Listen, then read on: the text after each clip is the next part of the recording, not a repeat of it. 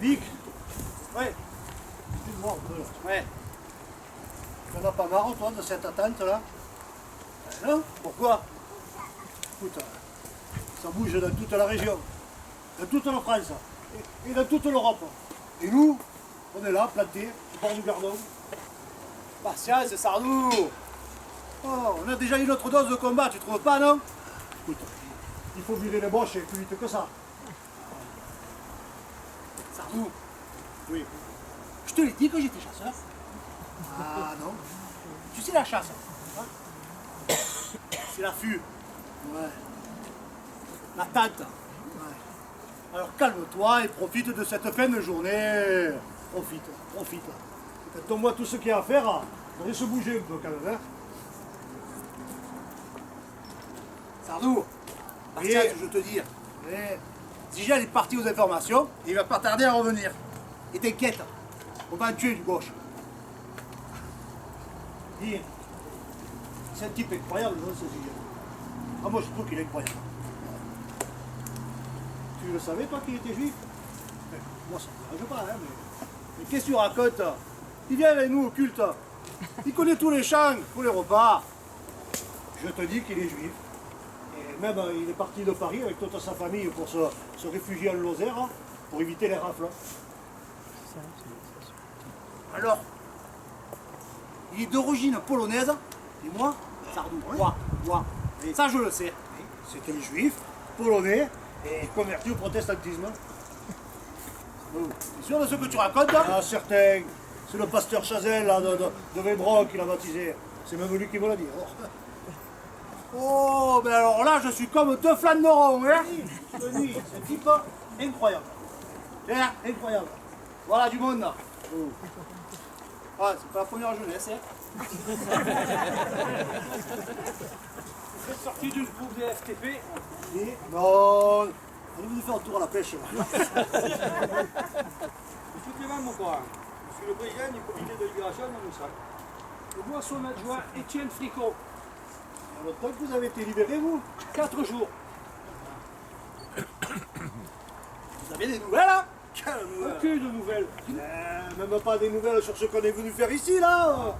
Il paraît qu'une patrouille à devant doit passer par ici et remonter vers le nord. Calme. On n'en sait pas plus. Vous avez des nouvelles d'Henri? Il va arriver, il va pas tarder. Les femmes ne vont pas tarder. Elles vous ont préparé un souper. Ah, c'est sympa de nous avoir préparé le dîner. Non, le dîner, le souper, c'est le soir. On voit bien que vous n'êtes pas d'ici. Pour nous, le dîner, c'est à midi. Ah, ces gens du Nord. Et vous n'avez pas dit que tout à l'heure, là, qu'il y avait une colonne d'Allemands qui devait passer par là? Oui, j'espère que ça se passera mieux que la dernière fois. Hein. Mais pourquoi? Pourquoi? Les Boches ont laissé sur leur passage une traînée de sang dans toute la Gardonnac. C'était il y a 3 jours. Ils ont fait 3 prisonniers à Saint-Christophe. Ils les ont fusillés là, entre Brignon et Moussac. Ils en ont tué 2 en arrivant à Uzès. Et tu n'oublies personne par hasard? Non, je ne vois pas. Tu ne crois pas? Ah ben elle est bien bonne celle-là, il ne croit pas. Et le père Romieux? Enfin? Oui, Armand Romieux, mon cousin. C'est sûr ce n'était pas un résistant, mais quand même. Avec le Pujolas, ils ruinaient des champs, sur le chemin de Maisonnette. Et c'est là que les Allemands les ont vus. Et ils les ont pris pour des francs-tireurs, ils les ont canardés. Il est mort maintenant, il est mort. Et oui, Clément, il ne faut pas l'oublier quand même.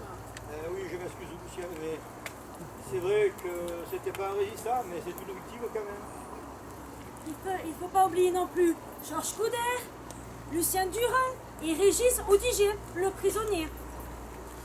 Et vous allez voir, on va les venger, Momo. On va les venger. Oui. Et les nôtres aussi vont le faire. Il y a Marc Dardevé, Jacques Chapelier. Et même que Henri Monnier et André Parent, ils sont partis rejoindre le maquis de Saint-Jean-du-Gard déjà. Hein. Et tous engagés dans la résistance. Et oui. Et ils sauront en faire voir aux Boches. Et Mistral ne sera pas de reste. Mistral? Et qu'est-ce qu'il va faire, le van, dans cette Mistral, histoire? c'est le capitaine Antonin Coberno. Depuis 42, il résiste. Il a monté la section H avec Raymond Monza. Ah, avec leurs hommes. Ça en fait voir aux Allemands dans toute la Gardonnac. Et oui, Valmy, enfin Monza, s'est fait arrêter. Il a été déporté à Buchenwald quand même. Et oui, comme Henri Beaupoirin. Et Georges Micot et Jean Soulier sont partis ce matin libérer Nîmes. Et oui, il y en a d'autres aussi qui sont pas revenus, on n'a pas des nouvelles. Le petit Monnier par exemple, on n'a pas des nouvelles. Moi je suis très inquiète. Mais attendez, mais comme tu l'as dit, nous on va les venger, nous. Bon, qu'est-ce qu'on fait? On commence à manger ou on attend encore Oxygène? On va entendre quand même. On va le voir, non? On va le voir sur la route. Là. J'arrive. Le voilà, le voilà. Ah, il est là, il est là. Arrive.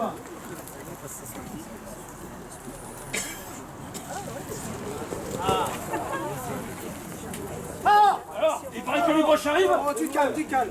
Alors chef, les nouvelles. Les nouvelles du commandant Audibert? Ça y est, j'ai reçu les ordres. Mais qu'est-ce qu'on fait alors? La 716e Panzer Division d'infanterie se replie. Elle va passer par les routes secondaires pour rejoindre la vallée du Rhône. Alors notre rôle, ça va être de les retarder. Alors ils vont venir de Sommières, et puis on va essayer de les arrêter, peut-être de les repousser, voilà. Bon, mais il y a d'autres groupes hein, aussi à Pondre, et puis un peu plus loin à Eusel-les-Bains. Et c'est prévu pour quand? Et là c'est pour demain. Et ils sont combien? Ils sont 2000. 2000, bah, on en tue un maximum, et puis après on se replie, voilà, c'est tout. Mais moi qui voulais de l'action, on va être servi, hein. Ah, nous ne sommes pas venus pour rien. Bon, alors, il va falloir quand même être au point cette embuscade. Est-ce que vous avez des idées? Ben, là, derrière le mur, là. Là, on sera bien placé, là. D'accord? Caché. Et il n'y aura qu'à fermer le passage à niveau. Ça, c'est une bonne idée. Ouais. C'est une bonne idée, ça va les ralentir. D'accord. Et Henri, tu prendras la mitraillette. C'est toi qui as le plus d'expérience. D'accord, on va les surprendre. Bon, alors, Sardou, Biscuit, Oui. bon, vous irez derrière le mur. Après, il y aura William, Louis, Vic. Vous viendrez avec moi. Charles, Rossi, Émile. Et puis les autres, en embuscade dans le fossé. Voilà, alors ce que j'espère, c'est qu'on aura peut-être l'intervention des Alliés avec l'aviation. Parce que depuis le 15 août qu'ils ont débarqué, ils aident beaucoup la résistance. Bon les gars, il va falloir du courage. Hein. Il va y avoir des morts. Mais la France se souviendra de nous. Enfin, j'espère. Maintenant, c'est vraiment solennel, les amis. C'est l'heure du recueillement et d'un bon repas. C'est un civet de lièvre que mon père qui l'a tisé hier. Ah, de la viande. Ça va nous faire du bien de manger chaud. Et quant à moi, j'ai ramené du vin. Ça, et une bonne bonbonne de vin, c'est bon pour le moral. Surtout si c'est du grenache. C'est du Et je sais pas, c'est du rouge de chez Mathieu. Je sais pas, il me l'a donné. Il n'y a pas de prière, hein. Il y a des communistes ici. Et j'en fais partie. le chant des partisans. J'ai mieux, moi. Ah bon, et quoi alors? Eh bien, notre lieutenant d'hygiène, avec Jacques Pujol, ils ont écrit la complète du maquis Sagonol. Bon, c'est sur l'air du chant partisan russe, mais on peut essayer. Puis le chant des partisans russes, hein. Mais attendez, j'ai les paroles. En plus, j'ai l'air en tête alors. Et moi aussi, je la connais. Hein. Et moi, avec ma belle voix. Mais tous les éléments sont réunis, hein. Cachetés, hein. Vous les avez, vous aussi, les paroles. Hein.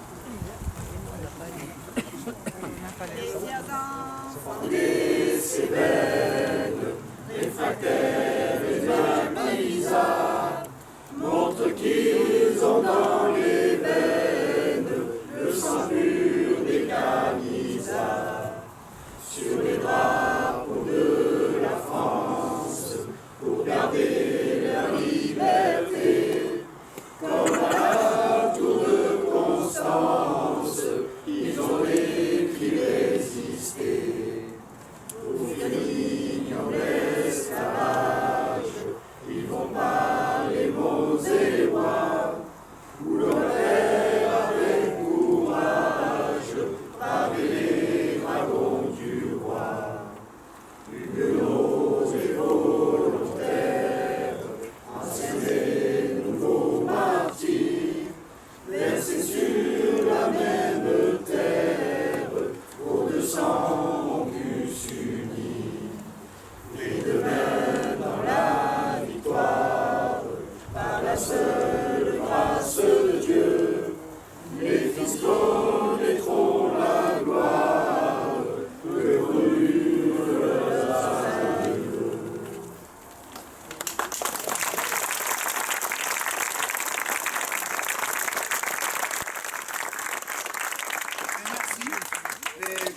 c'était la fin de l'histoire.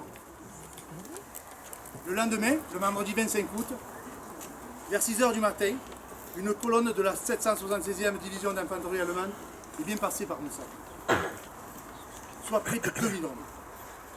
La colonne arrive de Sommières et doit traverser le Gardon sur le pont suspendu en direction de Barjac.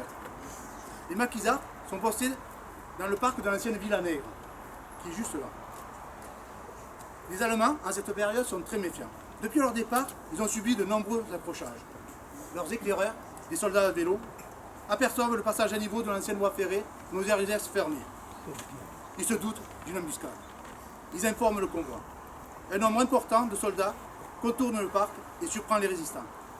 Pris à revers, les maquisards livrent un combat déjà perdu d'avance. Une poignée d'hommes contre une colonne. L'affrontement est court et d'une violence absolue. 9 compagnons tombent sous les balles ennemies. Charles Brun, Henri Bonnet, Guy Rossi, Émile Chagnac,